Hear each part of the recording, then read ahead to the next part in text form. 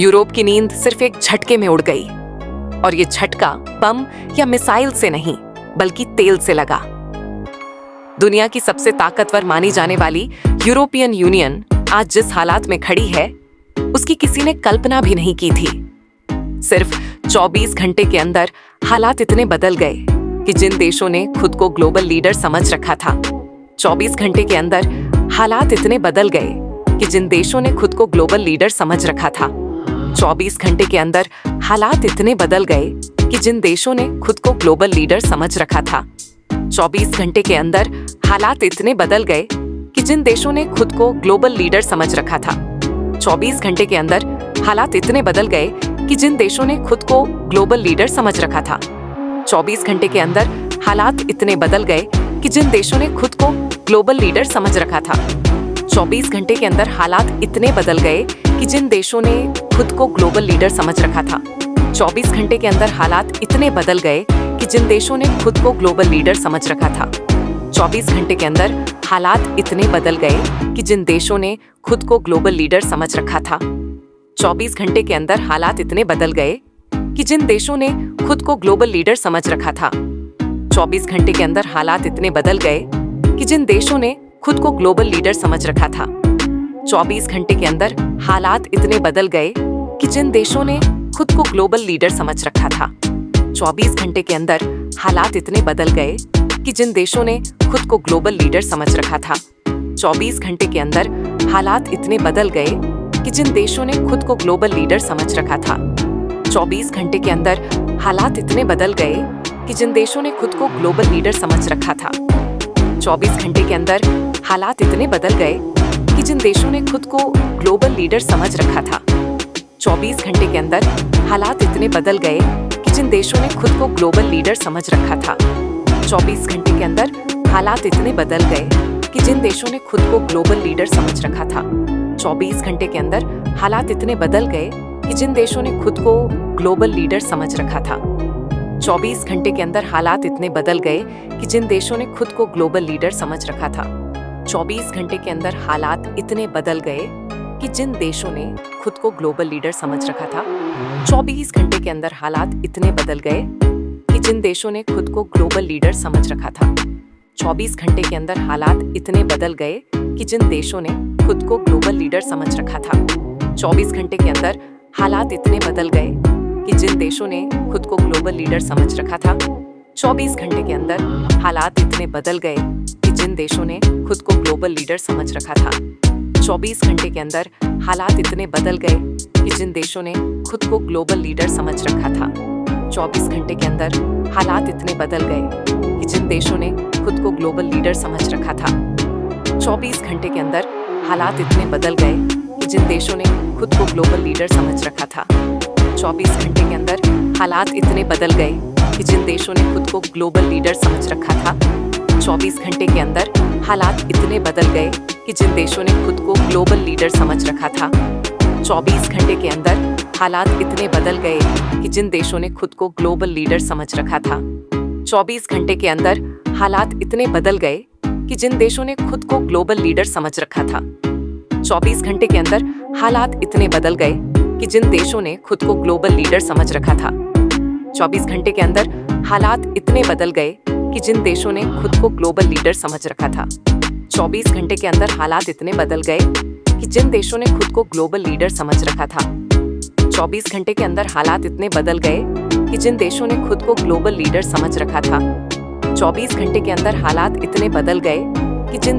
खुद को global leader समझ रखा था, 24 घंटे के अंदर हालात इतने बदल गए कि जिन देशों ने खुद को ग्लोबल लीडर समझ रखा था, 24 घंटे के अंदर हालात इतने बदल गए कि जिन देशों ने खुद को ग्लोबल लीडर समझ रखा था, 24 घंटे के अंदर हालात इतने बदल गए कि जिन देशों ने खुद को ग्लोबल लीडर समझ रखा था, 24 घंटे के अंदर हालात इतने बदल गए कि जिन देशों ने खुद को ग्लोबल लीडर समझ रखा था, 24 घंटे के अंदर हालात इतने बदल गए कि जिन देशों ने खुद को ग्लोबल लीडर समझ रखा था, 24 घंटे के अंदर हालात इतने बदल गए कि जिन देशों ने खुद को ग्लोबल लीडर समझ रखा था, 24 घंटे के अंदर हालात इतने बदल गए कि जिन देशों ने खुद को ग्लोबल लीडर समझ रखा था, 24 घंटे के अंदर हालात इतने बदल गए कि जिन देशों ने खुद को ग्लोबल लीडर समझ रखा था, 24 घंटे के अंदर हालात इतने बदल गए कि जिन देशों ने खुद को ग्लोबल लीडर समझ रखा था, 24 घंटे के अंदर हालात इतने बदल गए कि जिन देशों ने खुद को ग्लोबल लीडर समझ रखा था, दो वही देश अब ऊर्जा संकट के सामने बेबस नजर आ रहे हैं। सवाल उठता है, आखिर ऐसा क्या हुआ कि यूरोप को तेल के लिए भारत की तरफ देखना पड़ा? ये कहानी अचानक शुरू नहीं हुई, बल्कि इसके पीछे महीनों की राजनीति, रणनीति और गलत फैसलों की एक लंबी श्रृंखला है। जब यूरोप ने रूस पर सख्त प्रतिबंध लगाए, तब उन्हें लगा कि वो दुनिया को दिखा देंगे कि बिना रूसी तेल और गैस के भी वो टिक सकते हैं। लेकिन सच्चाई ये है कि कागजों पर बनी नीतियां जमीन पर हमेशा काम नहीं करती। रूस से दूरी बनाते ही यूरोप की ऊर्जा सप्लाई में एक बड़ा खालीपन पैदा हो गया, जिसे भरना इतना आसान नहीं था। तेल कोई साधारण चीज नहीं है। ये सिर्फ गाड़ियों को चलाने का ईंधन नहीं, बल्कि पूरी अर्थव्यवस्था की रीढ़ होता है। फैक्ट्रियां, ट्रांसपोर्ट, बिजली उत्पादन, हीटिंग सिस्टम, सब कुछ तेल और गैस पर टिका होता है। जैसे ही सप्लाई गड़बड़ाई, वैसे ही यूरोप के कई देशों में कीमतें आसमान छूने लगीं। पेट्रोल पंपों पर लंबी कतारें दिखने लगीं। इंडस्ट्रीज ने प्रोडक्शन घटाना शुरू कर दिया और आम लोगों में घबराहट फैल गई। इसी बीच एक नाम बार बार सामने आने लगा, भारत। वही भारत जिसे कभी सिर्फ एक बड़ा उपभोक्ता माना जाता था, आज ग्लोबल ऑन ऑयल मार्केट में एक अहम खिलाड़ी बन चुका है। भारत ने बीते कुछ समय में जिस तरह से तेल की खरीद और रिफाइनिंग की रणनीति अपनाई, उसने पूरी दुनिया का ध्यान खींच लिया। रूस से सस्ता कच्चा तेल खरीदकर उसे रिफाइन करना और फिर इंटरनेशनल मार्केट में सप्लाई करना। ये चाल यूरोप के लिए किसी झटके से कम नहीं थी। यूरोप की समस्या ये नहीं थी कि तेल बिल्कुल नहीं था। समस्या ये थी कि उनके पास विकल्प खत्म हो रहे थे। मिडिल ईस्ट अपनी शर्तों पर तेल बेच रहा था, अमेरिका खुद की जरूरतें पहले पूरी कर रहा था और रूस से तो रास्ता लगभग बंद हो चुका था। ऐसे में भारत एक ऐसा केंद्र बनकर उभरा जिसके पास तेल भी था, रिफाइनिंग कैपेसिटी भी थी और डिप्लोमेटिक फ्लेक्सिबिलिटी भी। इसी वजह से 24 घंटे के अंदर यूरोप की ऊर्जा नीति पर आपात बैठकों का दौर शुरू हो गया। बंद कमरों में चर्चा होने लगी कि सप्लाई चेन को कैसे बचाया जाए। कई यूरोपीय देशों ने अपने रणनीतिक तेल भंडार से तेल निकालना शुरू किया, लेकिन ये सिर्फ अस्थायी राहत थी। सच्चाई ये थी कि लंबे समय तक इस संकट से निकलने के लिए उन्हें किसी मजबूत सप्लायर की जरूरत थी। यहीं पर भारत की एंट्री हुई, एक ऐसे खिलाड़ी के रूप में जिसे नजरअंदाज करना अब संभव नहीं था। भारत ने साफ कर दिया कि वो किसी दबाव में आकर फैसले नहीं लेगा। भारत की नीति स्पष्ट थी, देश हित पहले, राजनीति बाद में। यही वजह है कि भारत ने न तो किसी का पक्ष लिया और न ही किसी के खिलाफ जाकर अपने विकल्प बंद किए। इस संतुलन ने भारत को वो ताकत दी जो आज यूरोप को असहज कर रही है। तेल कूटनीति का ये खेल सिर्फ पैसों का नहीं है, बल्कि शक्ति प्रदर्शन का भी है। जब कोई देश दूसरे देशों की ऊर्जा जरूरतों को प्रभावित करने की स्थिति में आ जाता है, तो उसकी वैश्विक हैसियत अपने आप बढ़ जाती है। आज हालात ये हैं कि वही यूरोप जो कभी भारत को नीति सिखाने की कोशिश करता था, अब हालात को समझने और संभालने की कोशिश कर रहा है। इस पूरे घटनाक्रम ने एक बात बिल्कुल साफ कर दी है, आने वाले समय में लड़ाइयां सिर्फ हथियारों से नहीं, बल्कि ऊर्जा, सप्लाई और संसाधनों से लड़ी जाएंगी। लेकिन सवाल अब भी बाकी है, क्या यूरोप इस संकट से निकल पाएगा? क्या भारत अपनी इस रणनीतिक स्थिति को और मजबूत करेगा? और सबसे बड़ा सवाल, क्या दुनिया अब एक नए एनर्जी वर्ल्ड ऑर्डर की तरफ बढ़ रही है? इन सवालों के जवाब अभी सामने आने बाकी हैं और यही कहानी अगले हिस्से में और गहराई से खुलने वाली है। यूरोप को अब यह साफ दिखाई देने लगा है कि यह संकट अस्थायी नहीं, बल्कि सिस्टम फेलियर का नतीजा है। जब किसी महाद्वीप की पूरी इंडस्ट्री, ट्रांसपोर्ट और आम जिंदगी ऊर्जा पर टिकी हो और वही ऊर्जा अस्थिर हो जाए, तो असर सिर्फ पेट्रोल पंप तक सीमित नहीं रहता। इसका असर सरकारों की स्थिरता, बाजारों के भरोसे और आम जनता के धैर्य पर भी पड़ता है।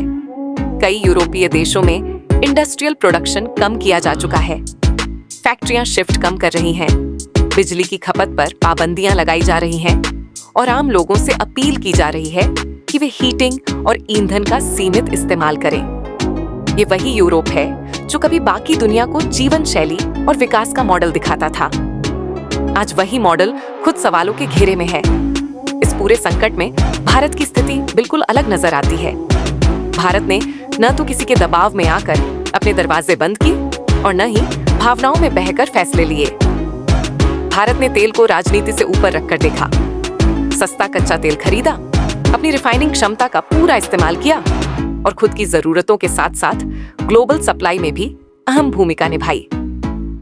यही वजह है कि आज भारत सिर्फ उपभोक्ता नहीं बल्कि सप्लायर और स्ट्रैटेजिक प्लेयर के तौर पर देखा जा रहा है। यूरोप के लिए सबसे बड़ी परेशानी ये है कि वो भारत पर दबाव भी नहीं बना सकता, क्योंकि भारत अकेला नहीं है। भारत के पास विकल्प है, साझेदार है और आत्मनिर्भरता की दिशा में मजबूत कदम है। BRICS जैसे मंच, एशियाई देशों के साथ मजबूत संबंध और मिडिल ईस्ट के साथ संतुलित रिश्ते, ये सब भारत को वो ताकत देते हैं जो आज यूरोप के पास नहीं है। इसी कारण यूरोपीय यूनियन के भीतर अब दो धड़े बनते दिख रहे हैं। एक धड़ा कहता है कि भारत से व्यावहारिक तरीके से बात करनी चाहिए बिना किसी शर्त के। दूसरा धड़ा अब भी नैरेटिव और नैतिकता की बात करता है, लेकिन जमीनी सच्चाई ये है कि नैतिकता से फैक्ट्रियां नहीं चलती और भाषणों से गाड़ियां नहीं चलती। तेल कूटनीति का ये खेल आने वाले समय में और तेज होने वाला है। भारत अब उस स्थिति में है जहां उसके फैसले सिर्फ उसकी अर्थव्यवस्था नहीं बल्कि दूसरे महाद्वीपों की स्थिरता को भी प्रभावित कर सकते हैं। इस पूरे घटनाक्रम ने एक बड़ा संदेश दिया है। भविष्य की ताकत वही देश होगा जो ऊर्जा सप्लाई चेन और संसाधनों पर नियंत्रण रखेगा। सिर्फ हथियार या तकनीक काफी नहीं होगी। भारत ने इस दिशा में वो जगह बना ली है जिसके लिए कई देश दशकों से कोशिश कर रहे थे। यूरोप के लिए ये वक्त आत्ममंथन का है। अब सवाल ये नहीं है कि यूरोप तेल कहां से खरीदेगा। सवाल ये है कि क्या यूरोप इस नई हकीकत को स्वीकार करेगा। यूरोप अब सिर्फ संकट में नहीं है बल्कि एक ऐसी स्थिति में फंस चुका है जहां हर फैसला उसे और महंगा पड़ रहा है। पहले जो समस्या सिर्फ तेल की कमी तक सीमित लग रही थी, अब वह सामाजिक, राजनीतिक और आर्थिक तनाव में बदल चुकी है। कई यूरोपीय देशों में सरकारों पर जनता का दबाव बढ़ रहा है। लोग सड़कों पर उतर रहे हैं, सवाल पूछ रहे हैं कि जब ठंड आ रही है, जब बिजली के बिल दोगुने हो चुके हैं, जब ईंधन आम आदमी की पहुंच से बाहर जा रहा है, तब आखिर इन नीतियों का फायदा किसे हो रहा है। यूरोप के नीति निर्माताओं के सामने सबसे बड़ी दिक्कत ये है कि उन्होंने ऊर्जा को कभी राष्ट्रीय सुरक्षा का मुद्दा माना ही नहीं। सालों तक सस्ती सप्लाई मिलती रही, इसीलिए भविष्य की चिंता टाल दी गई। कोई कहता है जर्मनी की गलती है, कोई फ्रांस की नीति पर सवाल उठाता है, तो कोई पूरे EU सिस्टम को ही असफल बता रहा है। इसी बीच भारत की भूमिका और ज्यादा स्पष्ट होती जा रही है। भारत ने न तो खुद को किसी खेमे में बांधा, न ही किसी के इशारों पर चलने की कोशिश की। भारत की नीति सीधी रही। जहां सस्ता, सुरक्षित और दीर्घकालिक फायदा दिखेगा, वहीं से तेल लिया जाएगा। यही वजह है कि भारत आज दुनिया के सबसे बड़े रिफाइनिंग हब्स में गिना जाने लगा है। इस स्थिति ने यूरोप की राजनीति को असहज कर दिया है। खुले मंच पर भले ही कड़े बयान दिए जाए, लेकिन बंद कमरों में हकीकत कुछ और है। कई यूरोपीय देश अब मान चुके हैं कि भारत को नजरअंदाज करना एक रणनीतिक भूल थी। अब वही देश भारत के साथ दीर्घकालिक ऊर्जा समझौते करने की संभावनाएं तलाश रहे हैं, ताकि भविष्य में ऐसी शर्मिंदगी दोबारा न झेलनी पड़े। तेल की इस पूरी राजनीति में एक और बड़ा फैक्टर सामने आता है, ग्लोबल मार्केट। जैसे ही यूरोप में संकट गहराया, अंतरराष्ट्रीय बाजारों में कीमतें ऊपर जाने लगीं। इसका असर सिर्फ यूरोप तक सीमित नहीं रहा, बल्कि पूरी दुनिया में महंगाई का दबाव बढ़ा।